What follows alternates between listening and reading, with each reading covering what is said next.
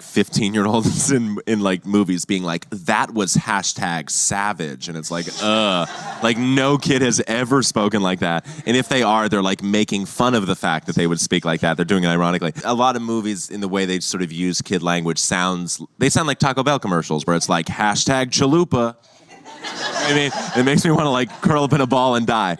Another episode of watching a movie that clearly seems to be a boomer take on how Gen Z function on a day-to-day basis.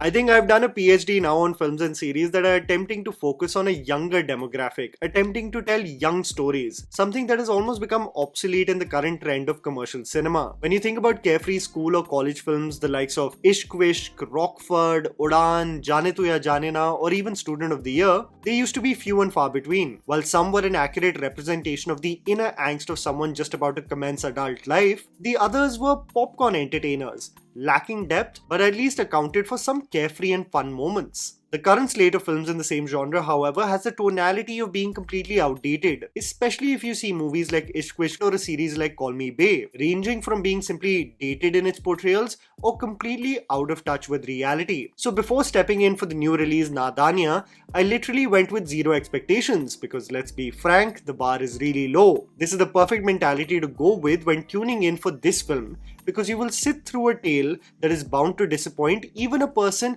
who was more than willing to simply sit for a fluff piece. Nadaaniyan, produced by Dharma Productions and directed by Shauna Gautam, stars Ibrahim Ali Khan in his debut opposite Khushi Kapoor. The movie focuses on the life of class 12 students described as pampered puttars and bigdail betis by our narrator Khushi, who go to a prestigious South Delhi school and are in preparation to get into their dream colleges. Pia Jai Singh, played by Khushi Kapoor, wants to evade all the pressures from her friend group, so she makes up a lie that she is dating someone. In order to cover up her lie, she approaches Arjun Mehta, played by Ibrahim Ali Khan, to pretend to be her boyfriend for a few weeks in exchange for a payment of 25,000 rupees per week. How Arjun and Pia grow closer to each other in this deal, and how complications arise through a combination of familial issues and fickle young egos, leading to eventual conflict, forms the basic premise of Nadaaniyan. Here's me telling you the good and bad aspects of the film so that you guys can ultimately decide whether to watch it on Netflix or not. The good. Is there a silver lining? You know me, even if I watch Main Prem Ki Deewani Hoon today, I can somehow find a way to talk about at least a few merits of the film. So while watching Nadaaniyan and mostly cringing my way through its storyline, was there really an enjoyable moment? Was there a momentary flicker of hope on the future of Bollywood and what big production companies are laying all their monetary bets on? For most, there will be none, but there were moments of levity in my opinion, which made me feel that the moment the film was not taking itself too seriously, it actually could have had the potential to be even a harmless popcorn flick. There is a moment after a disagreement where Arjun is leaving a party and is about to get into an Uber. This is the point where an Uber driver called Govardhan acts like the best wingman possible, easily extracting the best moment and performance of the film. Where I saw the same Ibrahim I see bantering with paparazzi in Mumbai appear. Ibrahim seems more comfortable in that one scene than this entire movie. Other than that, Sachin Jigar have done a praiseworthy job with the music. It's a terrible state of affairs that the music is accompanied with possibly the most cookie-cutter advertisement looking like visuals. However, if you listen to it in a vacuum, singles like Ishq Mein and Galat Fehmi are genuinely melodious tunes. Maturity. The strategy of most movies that star actors who are out of their depth is that you mask their incompetence by making sure that more than capable actors are around them so that even their average performance gets elevated. Nadaaniyan lacks maturity, heart, or even a point really, as it simply brushes through contentious issues even like patriarchy with broad strokes. However, I must say that the older cast in the film has a way to make you just smile. In what is essentially a surface level film with cringeworthy depictions of social media and the presumed pressures of a younger demographic, when the film actually deals with the family dynamic of the two main characters, there is room for genuine depth. Sunil Shetty is mostly coasting through his role, integrating his signature "goddammit" line after every dialogue, but it's the other three who in their brief appearances showcase to you why at one point of time they were loved by the Indian audience. You've got Diya Mirza playing the helicopter mother, you have a beautiful moment where Mahima Chaudhary consoles her daughter, and an understated yet mature sequence of Jugal Hansraj bonding with his son over kulfi. These are the moments where Nadaaniyan has an anchor. However, when these supporting actors vanish, which is most of the film, it sinks because of its own mediocrity. Even Archana Puran Singh as Miss Braganza is convincing in her self-aware loud pitch than the younger lot in this film. The underwhelming aspects. Cinematography and aesthetic. I did a bloody entire episode before this on why movies today look so fake, and I have quickly realized that it has nothing to do with the transition of cameras going from film to digital. It has nothing to do with how refined our images are because of improvement in technology.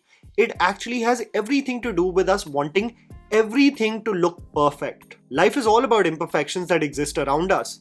You see this cut on my eyebrow, you see my inverted earlobes, all of this make me in front of you unique.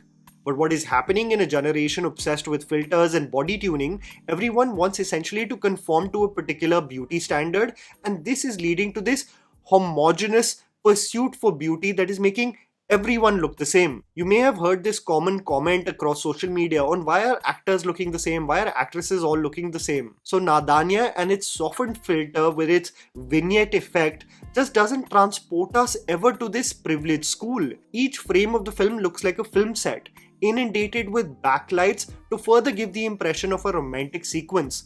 The number of times a backlight hits you right in the eye just told me the minimum to low effort that has been made for the film to look aesthetic. This obsession of every frame looking faultless is something that Korean dramas are also experiencing today, where the frames are so softened, so brightened, the skin tone so perfect that it almost comes across as unreal. In sharp contrast, if you were to actually look at series like Class, the frames still had character and texture, versus Nadaaniyan, which, as I previously said, looks like a 2-hour Cornetto commercial. The same old problem. There is no question about it that this is simply an outdated take on how Gen Z just exist in their ecosystems. Newsflash just for every millennial or boomer, if they are telling young stories, they hate hashtags. It's considered very millennial core to use hashtags. And when Khushi posts on social media about her toast and writes "Pyar with patriarchy," it just screams performative boomer who wants attention but doesn't know how to blend in the atmosphere of Instagram. The moment in this film Khushi is soft launching Ibrahim with the hashtag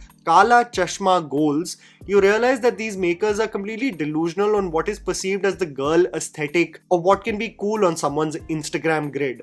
The key aspect of the film that bothers me, and this is true for a show like Call Me Bae too, is that they take opulence and privilege and extrapolate it to become almost comical. By this I mean elitism, classism, all of these isms, especially if you have grown up in Delhi, Mumbai or Bangalore schools, in some of the most prestigious schools, all of this is very much a reality all around us. What I mean to say is you can still have a commentary on privilege and class while still being grounded in reality. Something we saw in a series like Class. However, Nadaaniyan and a series like Call Me Bae make it so obnoxious and over the top that it almost seems like a different world, an alternate reality of sorts. There is a debate competition in this film. There is absolutely zero depth in any of it. You never really get even a glimpse of how or why Arjun is a class topper. There are some insinuations on a startup, but we get very little insight about it. You see Pia apparently being this bright mind by giving an entire speech on COVID vaccines. Sunil Shetty, the father, exclaims very proudly, "That was such a nuanced and balanced argument," which made me assume whether this movie was actually a pitch to Adar Poonawalla before he bought his stake in the company, because it just seemed like an advert for him. The only thing in this film that got me passionate and riled up was the amount they roasted Noida. Dev Agastya plays a knockoff version of Aditya Seal from Student of the Year 2, and he kept on dragging Noida, and every time it just made me react like my guru Anu Kapoor. The biggest issue, however, is the incompetence of the two main leads, and this is where even a carefree young rom-com becomes tough to sit through. Poor performances. Khushi, like I explained in my Love Yapa review, has similar problems in her acting performances like her sister. She has these big almond-like eyes that express her angst or pain, but it is coupled with such monotone dialogue delivery that it almost nullifies her effort. She has this stale manner in which her words flow, that it just doesn't seem natural. It almost seems like a slow poetry recitation competition where she enunciates every consonant of every word. The way she gazes at Ibrahim, You see the warmth in those eyes, the way she confronts her own parents. You see the deep hurt that resides within those eyes. However, it doesn't match the manner in which she delivers the dialogues. Ibrahim Ali Khan in his debut is really out of his depth. I don't know about you, but I noticed something particularly odd about his dubbing in this film. It almost seems unnatural, almost as if his voice has been passed through some AI software so that it smoothens out a bit or is just more refined. He puts forth a below average performance, only feeling comfortable where there is some surface level banter. In emotional moments and in sequences of anguish, Ibrahim just doesn't have the ease required as a leading man.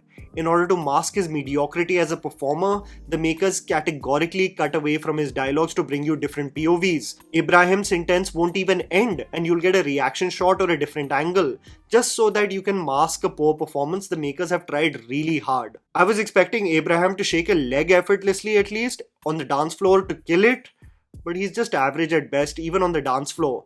Making me also assume that Ibrahim will probably be another case of a bunny that will be constantly put in the ringer, will be given back-to-back movies, only for us to notice a decent performance one day and appreciate his growth from where he first started. Superboys of Maligaon is in a theatre near you. And that was the video, guys. Write down in the comments below what you thought about Nadaaniyan. Please don't forget to follow me on Instagram. The handle's right in front of you. Follow me at JammyPants4. Also, please support us by smashing the like button and subscribing to our channel for weekly content ahead. Thank you for watching.